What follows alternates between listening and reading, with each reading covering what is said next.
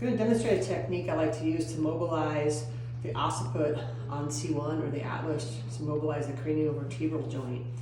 I'm going to demonstrate a flexion technique, bilateral flexion with a posterior glide of the head, and then I'll demonstrate a unilateral flexion looking at just the right OA joint or craniovertebral joint.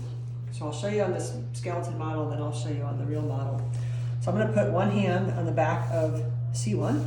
So I'll find the C2 spinous process and just go right above it. And I'm going to broadly block the whole posterior aspect of C1 so it can't go to the floor. Then I'm going to cradle the occiput here. Notice how close together my right and left hands are. I'm right on the joint line between the head and C1. I'm going to flex the head to the barrier. Again, a lot of people are really stiff into flexion at that craniovertebral joint. So I'll flex to the barrier, and then I put my shoulder on the person's forehead to give them a posterior glide of their head relative to a fixed C1 that does not go posterior. It's pretty comfortable. I'll do that on model's head here.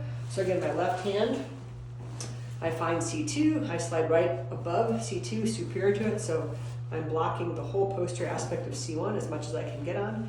Make sure that's comfortable for the model or patient. And then my right hand is going to scoop to the base of the occiput. Again, notice how close together my right and left hands are. So I'm going to block with my left hand, I'm going to move with my right, I'm going to pull his head into a little bit of flexion at the OA joint or craniovertebral joint, and then I put my shoulder on your head. Sometimes I'll put a little bit of a towel or a pillowcase there to pat it. So again, blocking C1 with my left hand, flexing his head in my right hand, and then I can give a posterior glide of his head relative to C1. I can also take that, focus on just his right craniovertebral joint. I can add a little bit of right rotation, left side bending, shift my blocking hand on C1 to the right aspect of the posterior arch of C1.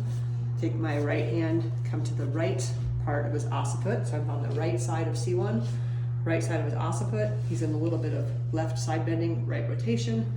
Again, I'm going to flex. My hands are close together.